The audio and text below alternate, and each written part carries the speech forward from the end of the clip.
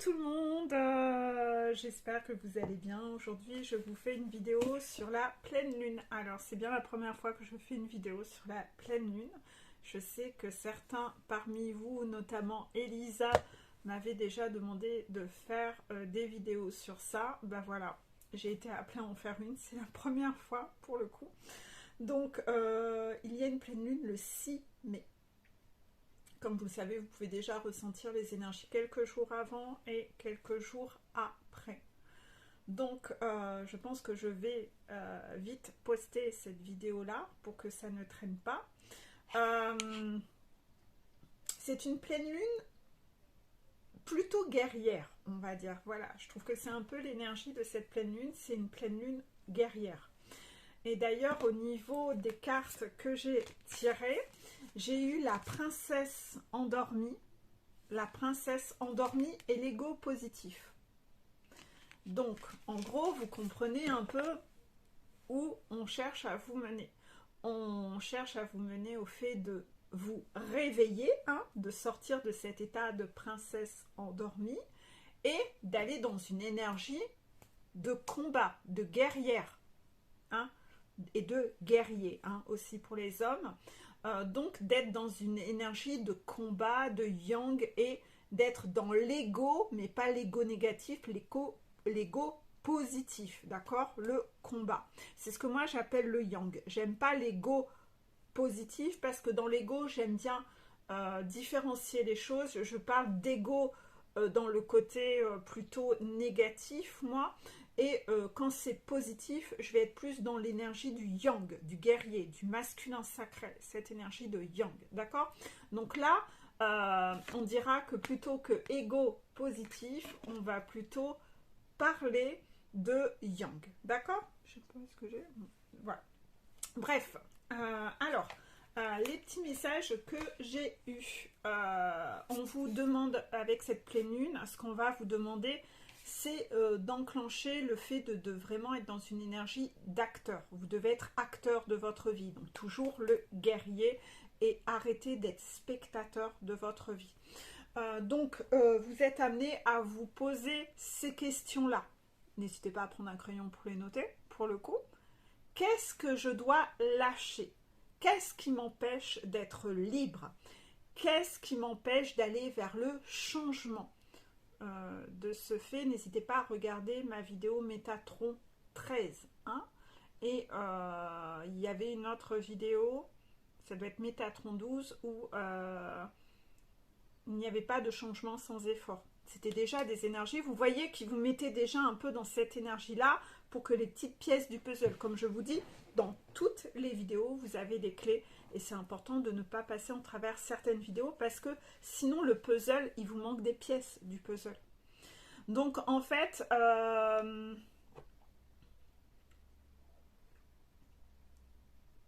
dans les questions que vous avez à vous poser, je répète, que dois-je lâcher? Qui m'empêche d'être... Qui autour de moi? De poids? D'accord. Bah alors, qui autour de moi est un poids? Qui autour de moi m'empêche d'être libre? Qu'est-ce qui, dans ma vie, m'empêche d'aller vers le changement?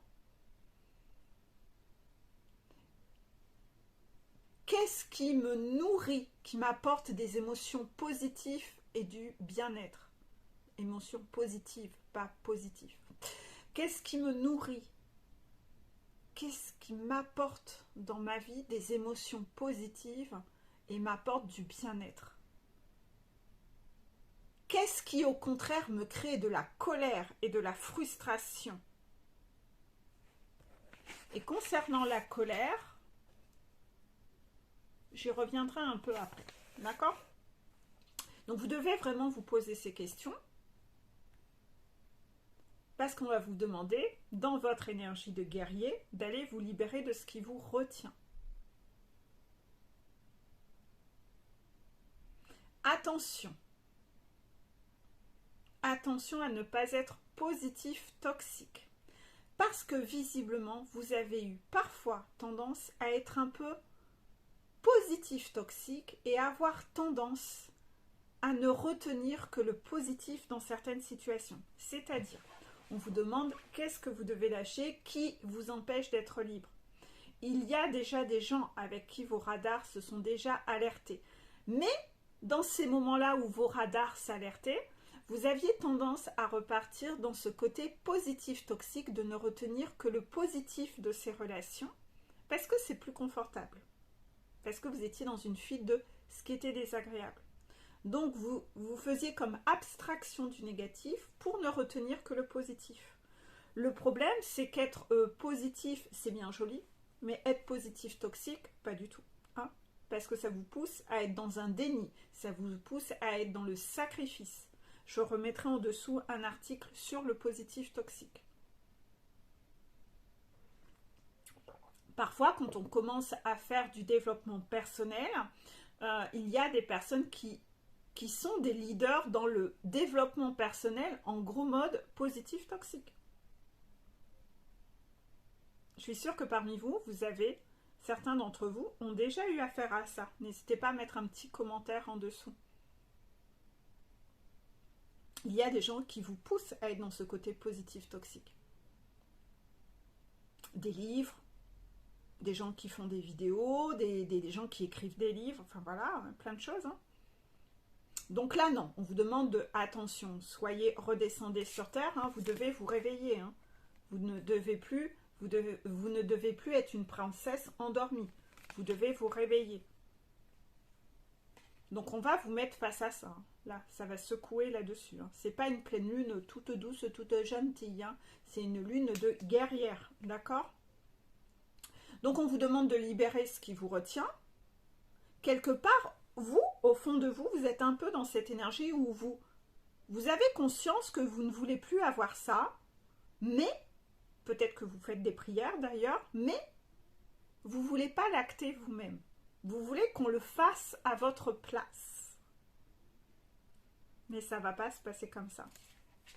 Vous devez réveiller l'esprit guerrier et de guerrière en vous. Vous devez vraiment vous mettre dans cette peau de guerrier. C'est ce qu'on attend de vous, dans cette énergie d'être un résistant, d'être un survivant. Parce que là, ces gens qui ont une emprise sur vous, ou ces croyances, ou ces gens qui vous ont amené à avoir des croyances, d'accord, vous n'êtes plus en train de vivre votre vie, vous êtes en mode survie dans votre vie. Là, on vous demande justement d'utiliser ça, cette force, pour vraiment vous révolter, en fait. D'être dans la révolte. De tout faire exploser. Guerrier, résistant, survivant. Oui, mais un survivant, pas qui subit, un survivant qui va au combat, qui va à la guerre, en fait. Donc, vous devez oser prendre des risques. Vous devez oser aller vers l'inconnu. Vous ne devez plus avoir peur de l'inconnu. Vous devez vraiment vous dire que ces nouveaux chemins, c'est ça la libération en fait. C'est la libération. Vous recevez beaucoup de signes que vous devez aller vers ça. Ben là, on vous reconfirme avec cette pleine lune. On va vous pousser à y aller. Vous devez retrouver plus de légèreté et de confiance en ces nouveaux chemins qui se tracent devant vous. Voilà. Donc soyez dans le positif, la confiance, la légèreté, l'énergie d'ouverture, de combat, j'y vais. On vous demande de sortir des suppositions. Vous devez oser enfin être vous.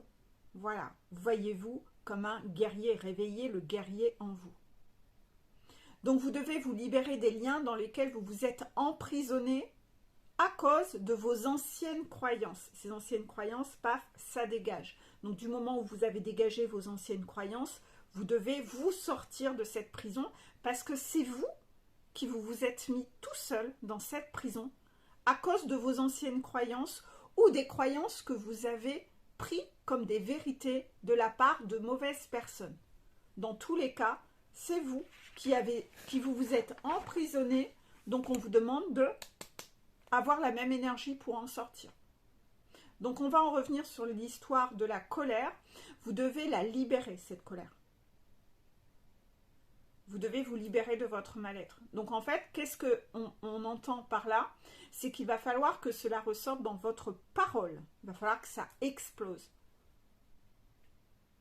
Parce que jusque-là, quand vous émettiez éventuellement des paroles, vous mettiez un peu ouais, de rondeur, vous avez eu tendance à édulcorer le message. Là, on vous demande pas d'édulcorer, on vous demande de la libérer, cette colère. On vous demande de dire réellement ce que vous ressentez pour de vrai. Et donc, vous devez y mettre dans cette parole l'émotion qu'il y a derrière cette colère. Il doit y avoir l'émotion adaptée. Arrêtez de mettre des voiles, d'édulcorer. Non, mettez l'émotion. Parce que le message dans votre parole n'est pas clair.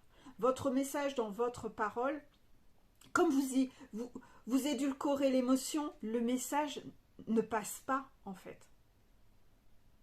Il n'est pas reçu et entendu parce que justement vous y mettez trop de rondeur et que vous l'édulcorez trop par rapport à l'émotion que vous posez sur le message.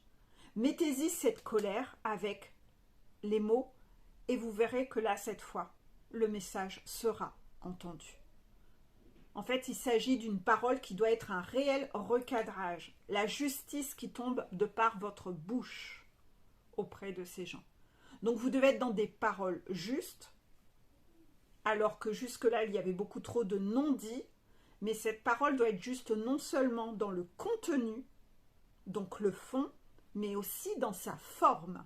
Parce que vous n'êtes pas dans une parole juste en édulcorant et en ne montrant pas cette colère que vous avez en vous et en venant cacher l'émotion qu'il y a en vous. Non. Il y a de la colère. Vous devez la libérer, cette colère, et vous allez devoir la montrer, cette colère.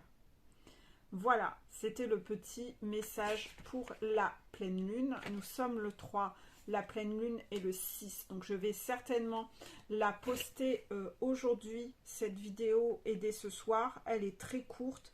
J'espère que vous me mettrez des petits témoignages en dessous du défi que vous aurez eu avec cette pleine lune. Dans quel défi vous aurez eu à libérer cette colère, à l'exprimer, et si vous avez su le relever. Je vous fais des gros bisous et belle pleine lune. Bisous, bisous.